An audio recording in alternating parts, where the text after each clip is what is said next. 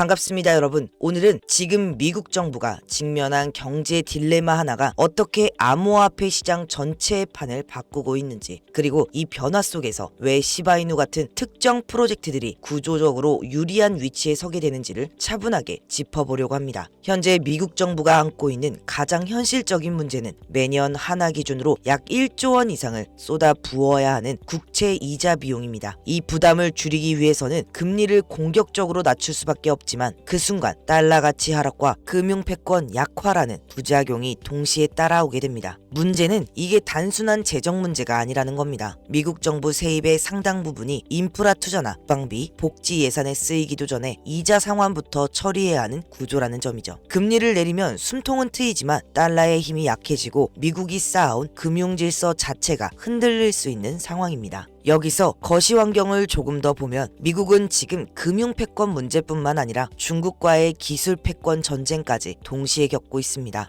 AI 투자에 이어 로봇 산업까지 본격적인 투자가 논의되고 있는데, 로봇 시장만 놓고 보더라도 중국은 이미 미국보다 훨씬 더 큰 규모와 빠른 확장 속도를 보여주고 있습니다. 즉, 미국은 AI에서 격차를 더 벌려야 하고 로봇 산업에서는 뒤처진 부분을 따라잡아야 하는 상황입니다. 그런데 이 모든 경쟁의 중심에는 결국 막대한 자금이 필요합니다. 문제는 지금처럼 이자 상환에 예산이 묶여있는 구조에서는 장기적인 기술 투자를 공격적으로 이어가기 어렵다는 점입니다. 이 틈을 노려 중국이 미국 국채를 지속적으로 매입하며 압박을 가하고 있다는 점도 결코 우연이 아닙니다. 결국 미국은 금리 인하라는 선택을 피할 수 없는 구조에 놓여 있다고 볼 수 있습니다. 그래서 미국이 선택한 해법이 바로 달러의 지배력을 디지털 화폐 영역으로 확장하는 전략입니다. 국채 수요를 정부가 아닌 민간 영역에서, 그것도 전 세계적으로 강제로 만들어내려는 설계죠. 이 구조의 핵심 장치가 바로 스테이블 코인입니다. 스테이블 코인 발행사들이 준비금의 100%를 미국 국채로 채우도록 의무화하며 전 세계 사용자가 스테이블 코인을 사용할수록 미국 국채 수요는 자동으로 늘어나는 구조가 됩니다. 달러 스테이블 코인은 발행될 때 동일한 가치의 달러를 담보로 보유해야 하는데, 그 달러를 금고에 쌓아두는 게 아니라 미국 국채를 매입하는 데 사용하는 겁니다. 즉, 암호화폐 거래와 결제가 늘어날수록 미국의 부채 문제를 민간 자금이 대신 떠안게 되는 구조인 거죠. 미국 입장에서는 금리 인하로 인한 달러 약세를 완충하면서도 국채를 계속 팔 수 있으니 사실상 일석이조의 전략입니다. 이 과정에서 시바이누가 개발 중인 스테이블 코인이 왜 기회가 될 수 있냐면, 규제 가이드라인을 준수하면서 디지털 달러의 전송망 역할을 수행할 수 있는 위치에 자리 잡고 있기 때문입니다. 미국 정부 입장에서도 규제를 따르는 스테이블 코인 프로젝트가 성장하는 건 자국 경제에 도움이 되는 선택이죠. 여기서 중요한 건 단순히 코인 하나의 문제가 아니라 이 디지털 전송망 위에 어떤 기술과 인프라가 올라가느냐입니다. 시바리움에 적용 예정인 암호화폐 기술은 기존 블록체인이 기관들에게 외면받았던 가장 큰 문제를 건드리고 있습니다. 기존 블록체인은 거래 내역이 지나치게 투명해 기관들의 포지션과 전략이 실시간으로 노출된다는 점에서 월스트리트 금융사들에겐 선택받기 어려웠습니다. 하지만 시바리움의 기술이 적용되면 거래 내용은 비밀로 유지하면서도 블록체인의 보안성과 무결성은 그대로 가져갈 수 있는 구조가 됩니다. 이 장벽이 사라지는 순간 기밀 유지가 필수적인 기관 자금이 유입될 수 있는 환경이 만들어집니다.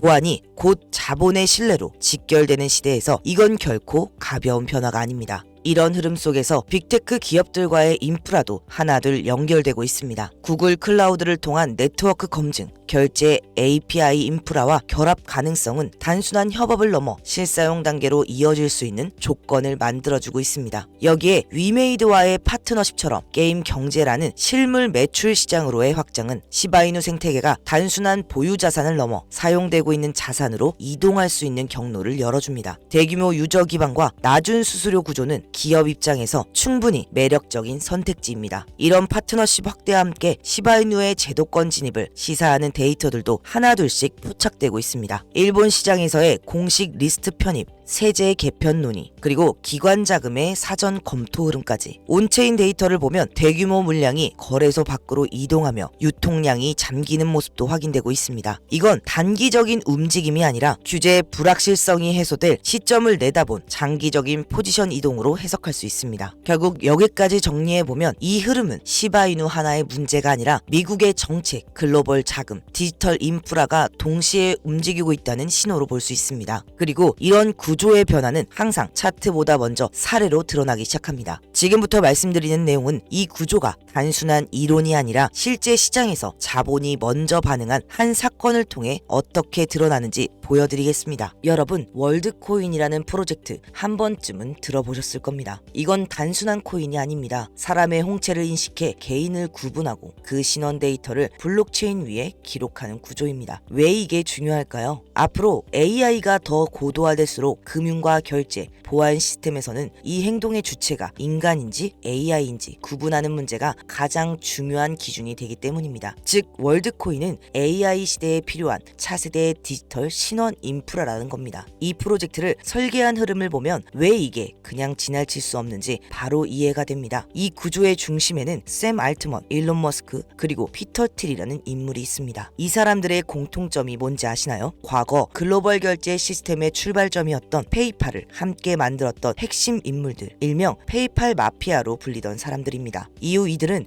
각자 다른 길을 걸었지만 AI, 데이터, SNS, 로켓, 보안, 플랫폼 산업의 정점에서 지금의 기술의 질서를 만들어 온 주체들이죠. 중요한 건 이 인물들이 이 구조를 아이디어로만 본 게 아니라 실제로 연결하고 직접 관여하고 직접 움직였다는 점입니다. 그리고 이 흐름이 말이 아니라 현실에서 어떻게 반응하는지를 명확하게 보여준 사례가 있습니다. 얼마 전 미국 나스닥에 상장된 한 기업이 시장을 완전히 뒤흔들었습니다. 그 기업은 바로 에이트코 홀딩스입니다. 이 회사가 자사자산에 월드코인을 편입하겠다고 발표하자 시장은 즉각 반응했습니다. 전날 종가 기준 약 1.5달러 수준이었던 주가가 단 하루 만에 장중 최고가 83달러까지 급등했습니다. 상승률로 계산하면 5,500%가 넘는 폭등이었습니다. 같은 날 월드코인 역시 하루 만에 80% 이상 급등하며 자금이 어디로 몰리고 있는지를 분명하게 보여줬습니다. 더 놀라운 사실이 있습니다. 에이트코 홀딩스는 블록체인 기업도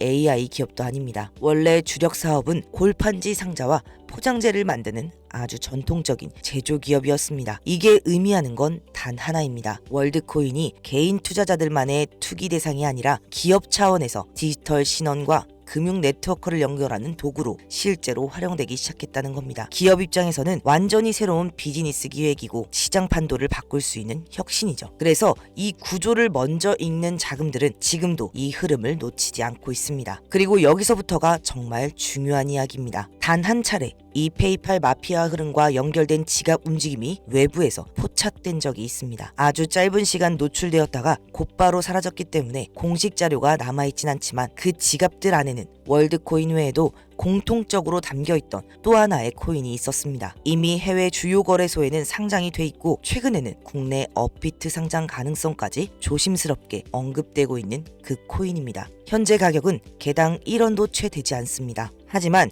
공식 발표가 나오게 되는 순간 지금 가격 기준으로 보면 상상하기도 어려운 움직임이 나올 가능성이 큽니다. 더 흥미로운 건 이 코인을 한국의 모기업이 자사 편입 대상으로 검토하고 있다는 점입니다. 만약 이게 공식화된다면 국내 코인 시장에서 전례 없는 흐름이 나올 수 있습니다. 미국에서 벌어졌던 에이트코 홀딩스의 사례와 유사한 장면이 이번엔 한국에서 재현될 수 있다는 얘기죠. 이미 이 기업은 주식시장에 상장되어 있고 발빠른 자금들은 주가부터 먼저 움직이고 있습니다. 사실상 시장에서는 기정사실처럼 받아들이는 분위기죠. 아마 여기까지 들으셨다면 이 질문이 가장 먼저 떠오를 겁니다. 그래서 그 코인이 뭔데? 솔직히 말씀드리면 이 내용을 유튜브에서 그대로 다뤘다가 경고를 받은 적이 있습니다. 관련 영상이 내려간 경험도 있죠. 그래서 이번에는 끝까지 시청해주신 분들께만 조심스럽게 공유하려고 합니다. 영상 아래 더보기를 누르시면 간단하게 신청할 수 있는 링크를 하나 올려놨습니다. 복잡한 건 없습니다. 설문 마지막 부분에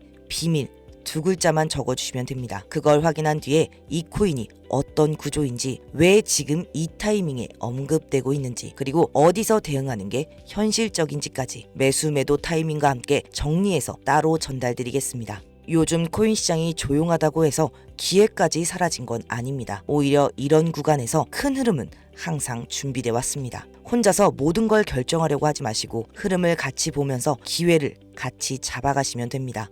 다음 영상에서는 지금 이 흐름을 기준으로 어디까지 판이 열려 있는지, 그리고 어떻게 같이 수익으로 연결할 수 있는지 차분히 이어가 보겠습니다. 오늘 영상 끝까지 함께 해주셔서 정말 감사합니다.